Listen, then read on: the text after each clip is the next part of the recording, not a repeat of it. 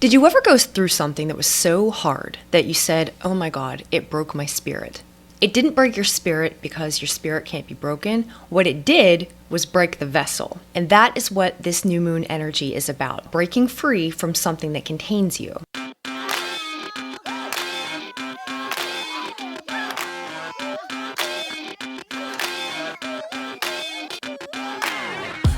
Swati is about setting yourself apart from the group. The constellation itself, the stars are very far from the ecliptic. So this is about breaking free from the pack.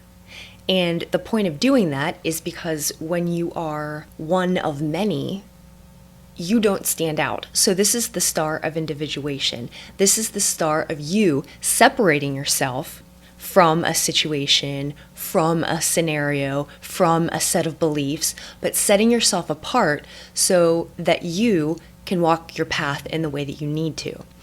And you need the freedom of being individuated from the group to be something different.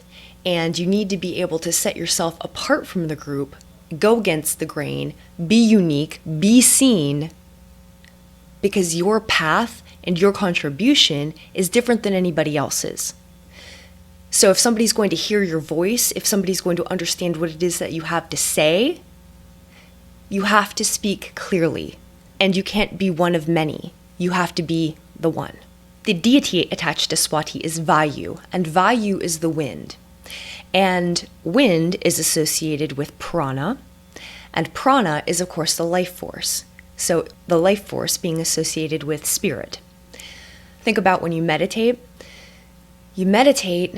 and you come into an altered state, and that is when the veil is very thin and you blend with spirit. This can be in your meditations. This yin energy can be, some people use marijuana or other substances, but it's that kind of a space that you create where you're blending with spirit so that actually spirit is moving through you. And again, this is the purpose of Swati, is you have work to do in the world, so it's not just that you're meditating to meditate. You meditate to get in touch with yourself.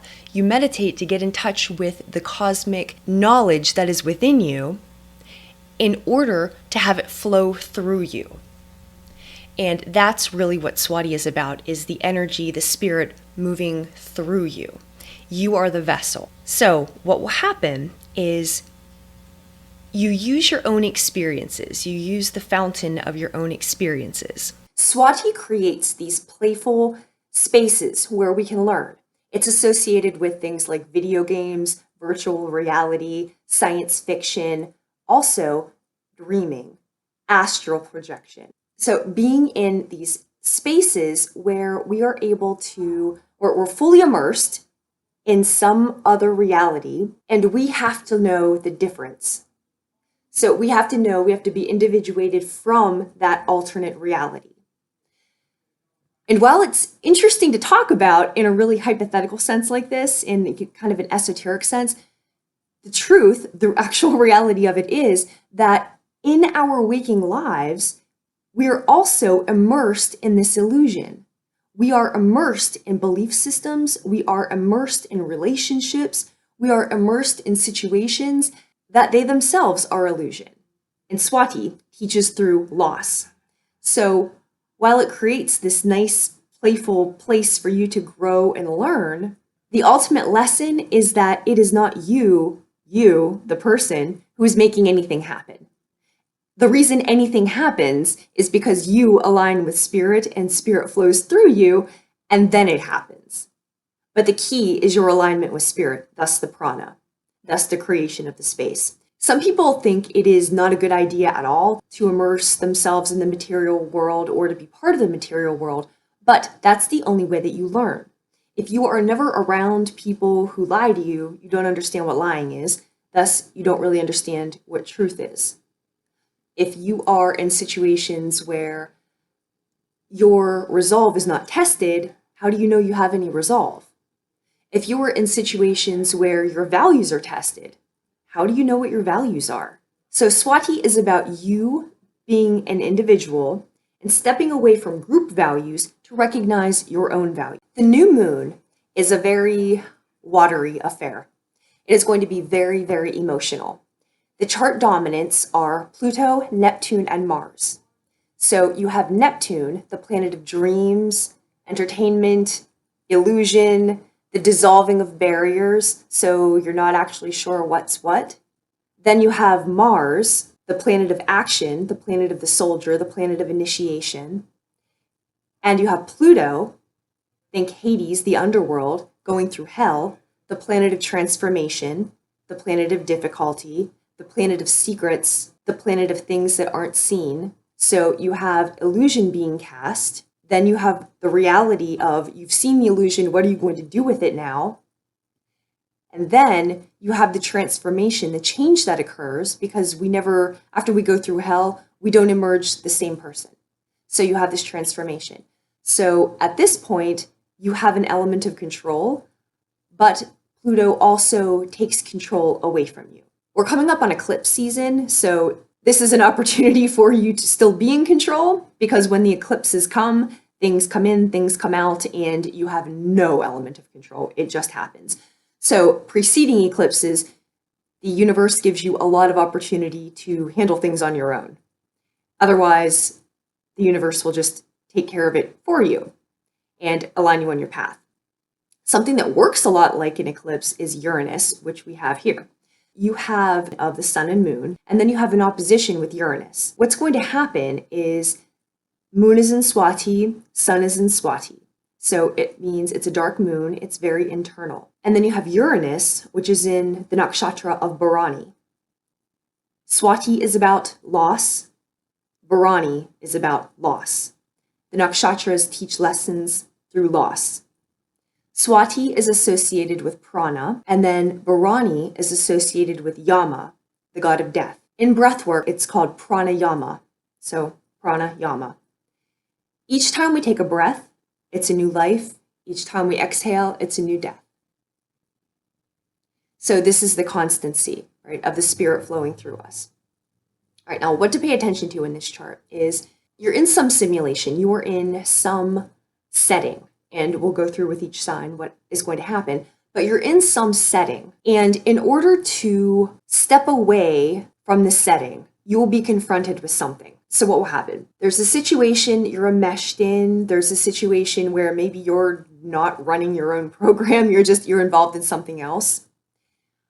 Or there's a set of values you're immersed in, but there's something you're immersed in. And it's opposed to Uranus. So an opposition.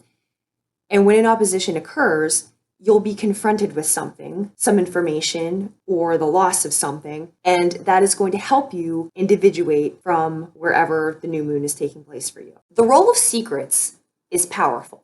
Swati is associated with royalty, monarchs, people who marry into royalty. Also, a dominant planet of this new moon chart is Pluto, and Pluto rules plurocracy. What that is a small concentration of power among a group of people, like royals. So watch in the next 2 weeks how secrets about royals may come out, or secrets about power may come out. Now, let's look for a minute about the role of secrets and power in your own life.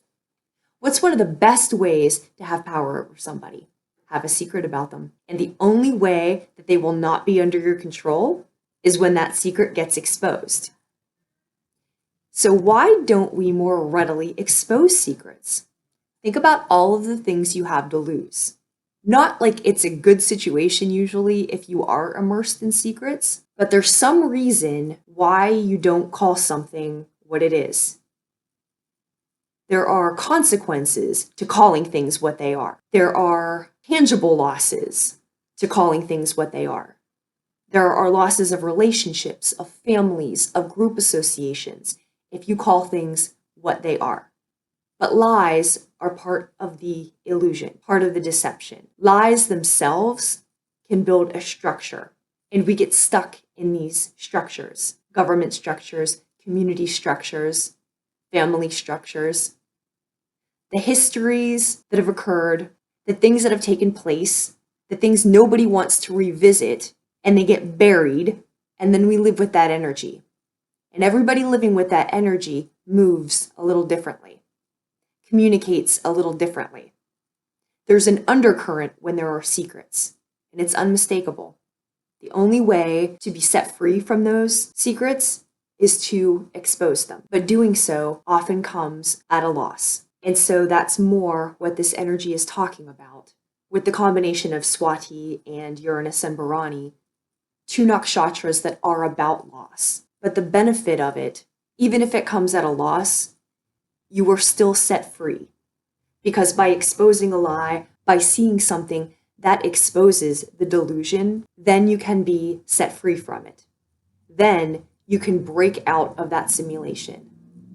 Then nobody is casting their illusions on you. You're not under somebody else's spell. You, being set apart from this, can speak your truth. You can be what you are supposed to be, but you will never be that if you live in a system of secrets. Aquarius, this new moon is happening in your 9th house. 9th house is the house of higher mind, expansion. So it is things like travel, higher education, religion, your spirituality, but all of the ways that you grow and expand. Now, when this is a great house when it comes to what you are bringing into the world, because the 9th house is your perspective and how your perspective is formed. So what you are bringing into the world will absolutely be reflective of your perspective. Something's going to happen now in the 3rd house, because that's where the Uranus energy is for you. So something's going to happen where there will be a loss, there will be something sudden or completely unexpected that will happen. 3rd house has to do with short-term travel, communications, siblings. So how 9th house is the expansion of these things, say like travel around the world. 3rd house is travel around your community.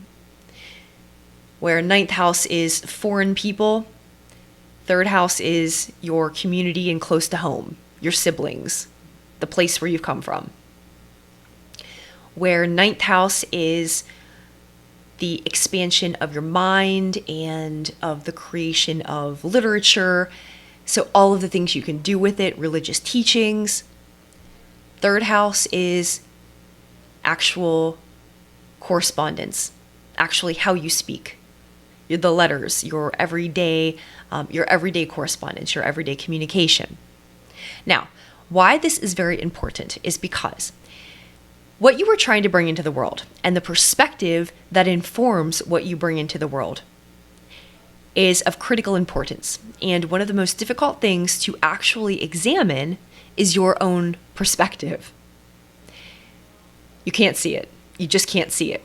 You can only see it when you're confronted by something and it makes you realize something that you hadn't seen before. And that typically happens with something very simple. I was doing a research project and I looked up the definition of something. This is just a couple years ago. I looked up the definition of something when I was 42 years old. It was completely different than what I always thought it would be, but I never looked it up. For 20 some years, I never looked it up because I thought I knew what it meant. And when I looked it up and saw that I completely had it wrong, very humbling experience. But you see, it's a blind spot. I would never have known. I thought I knew. And so that's what you're going to be faced with now. You thought you knew. And there will be something, 3rd house, very simplistic something, very simplistic interaction. I don't say low level, but kind of low level interaction to what you're dealing with, but it will be something very simple and it will show you a spot you didn't know, but you thought you did. Now, when that happens, there's not a need to feel embarrassment about it. There's not a need to feel shame about it. There's not anything like that. What the purpose of a lesson like that is is to show you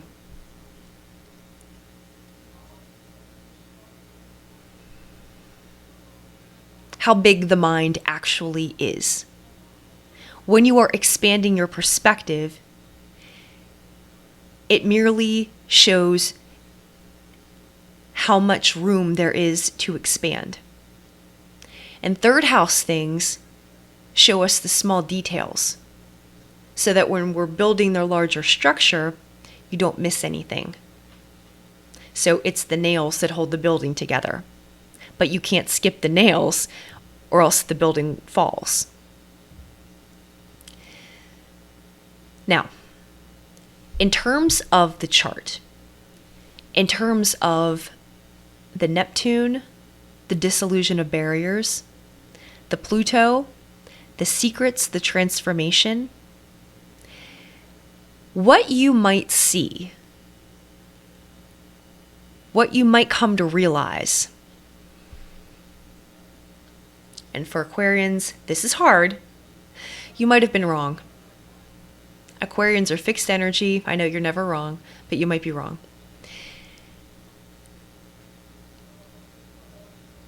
And the only way that you would think in terms of you were wrong is if you came to see that. You'll come to see a flaw in your thinking. You'll come to see a weak spot in your rationale, in your reasoning. Because again, when it comes to your perspective, what you're bringing into the world, your perspective is critical. Because if you miss anything, if you miss the small details, the structure of what you're doing will fall, yeah? So if you have religious ideals that are steeped in some secret, you know that's not actually how, again, low level, you know that's not actually how you function. That's not actually how you do things, how you say you do things, ninth house. How you think you do things versus how you do things. This new moon is going to expose that for you and expose the secrets that are below the surface that you've been keeping from yourself or that others have been keeping from you. And you're going to come to realize how those small things have created constraints to what your higher mind and what your expansion can actually look like. But without having seen whatever the Uranus energy is going to show you, without ever having seen that, you wouldn't know. And without the lesson, you wouldn't understand how the mind actually expands. So by seeing the constraint, you will understand how to be set free from the constraint. If you call me